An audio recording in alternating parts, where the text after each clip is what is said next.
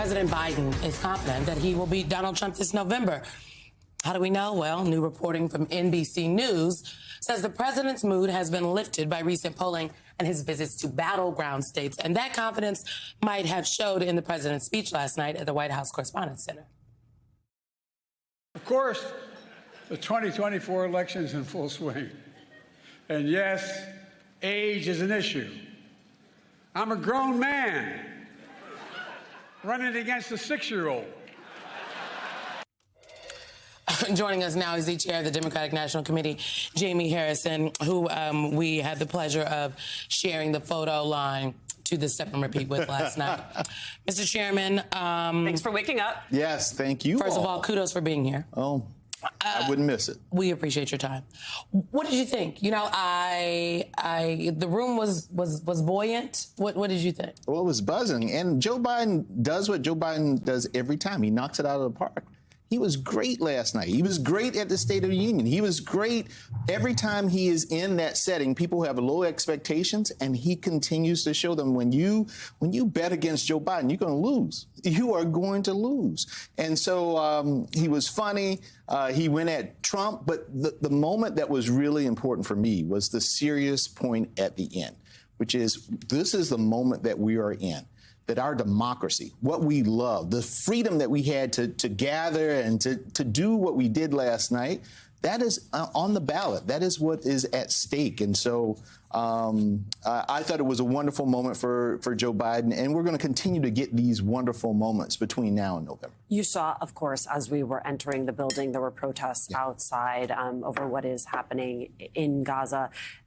If there is not a peace agreement in place by the time of the Democratic National Convention, what kind of plans are you putting in place, assuming that there will be that level of energy and protest? Well, listen, we all believe in the First Amendment. Everybody should have the opportunity to protest the government, to express their feelings about where things are, and we fundamentally believe in that.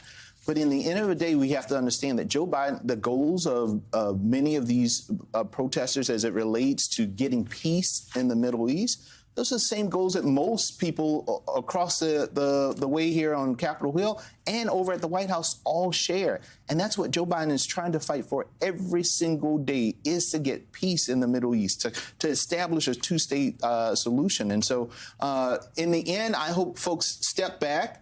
You can protest, you can do what you have, but let's make sure we do it in a way where there is no racist rhetoric, there is no Islamophobia, there is no anti-Semitic messages there, so that we express our feelings, but do it in a respectful manner. I wonder, do Democrats and the president, vice president, do they need to do more to communicate what the position is? Because it strikes me that there is a perhaps fundamental misunderstanding of where the president and the White House is now. I think a lot of folks are looking at the immediate aftermath of October 7th, the literal embrace of Prime Minister Netanyahu when the president traveled to Israel, to Tel Aviv on that trip, and you know, hit the press conferences that he had at the White House, notably once where he said he couldn't believe the numbers coming out of Gaza because Hamas controls the numbers. He later apologized for those remarks to Arab American community leaders after meeting with them at the White House. He has had tougher rhetoric, absolutely, privately and a little more publicly, for Prime Minister Netanyahu. What more should you all be doing to communicate that outwardly? Because people in the streets, because they don't think Joe Biden is hearing them. Yeah. Well, listen, I think the president and the vice president have been very clear about where they are. They want peace. That's the ultimate goal. But we understand that in this part of the world, conflict has been there as long as I've been alive, and even longer, for generations. And so it is not going to be as simple as black and white in terms of how you get to that resolution. But this president and his team are on the phones all the time. The Secretary Blinken is always out there. Jake Sullivan's always out there trying to figure out, how do we get the hostages returned? How do we get peace in the region? How do we take care of the innocent folks that are in Gaza, the women and the children? And so it is not, it's complicated. It is not simple. But we got a president who actually gives a damn about making sure that we have peace and that unlike the president, the former president, who we know believes that he wants to reinstitute a Muslim ban. He wants to do all of these other things that will create even more tension in the region rather than resolve. So there's the substantive contrast. There's also the contrast that we've seen in the past, Rick, where you had President Biden both active at the White House, active on the campaign trail, and then you have Donald Trump in a criminal trial in New York City. And part of that contrast was drawn out by the president himself. But Colin Jost had a line that I thought really sort of summed things up. Let's take a listen and talk on the other side. I love, by the way, that Trump's two attacks on President Biden are that he's a senile old man and a criminal mastermind. I'm like, I think you gotta pick one. Personally, I don't know any criminal masterminds who bike to get ice cream. There's also the possibility it's none of the above. Amen. Listen, Joe Biden showed last night what I've known about him from the start. He's a good and a decent man. This was a man, when he was vice president, and we had the Mother Emanuel massacre in South Carolina. Most people remember Barack Obama and singing Amazing Grace. But that same period, before President Obama came down there, then Vice President Joe Biden and Dr. Joe Biden came and they prayed with the worshipers. They worshiped with the worshipers. And no cameras, no press releases, no pomp and circumstance. And when he came back to Charleston just recently, again, met with those families. That is who Joe Biden is. This is a man who has experienced so much pain, so much hardship, but every day still wakes up hopeful. And it is that hope which is what he uses to fight for the American people.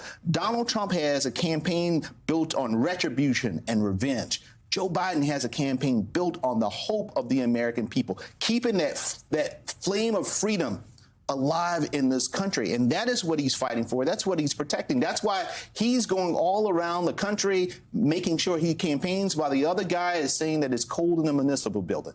Joe Biden is clear on what we need to do to protect our democracy, and hopefully the American people see that.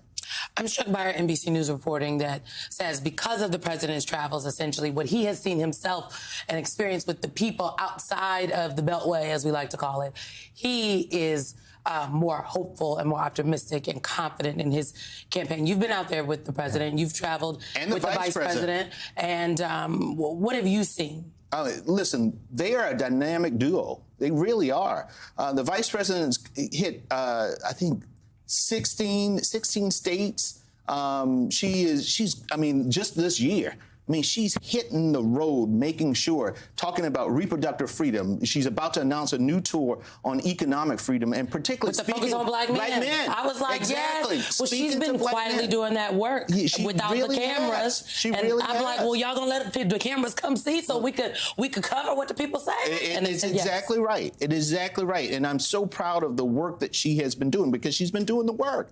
Joe Biden has been doing the work. He's been out there on the campaign trail. We keep talking about Sleepy Joe. This man, well, he's sleeping. I don't know when he is, because he's hitting the campaign trail. He's going all over the country. Donald Trump's golfing or sitting at a table and complaining and whining and everything else. Joe Biden's working for the people. And that's the contrast. You know, Laura Trump is at the RNC and the DNC. Laura Trump is putting out, Lord help her, whatever these albums. She got an album? Oh, something, if you want to call it that.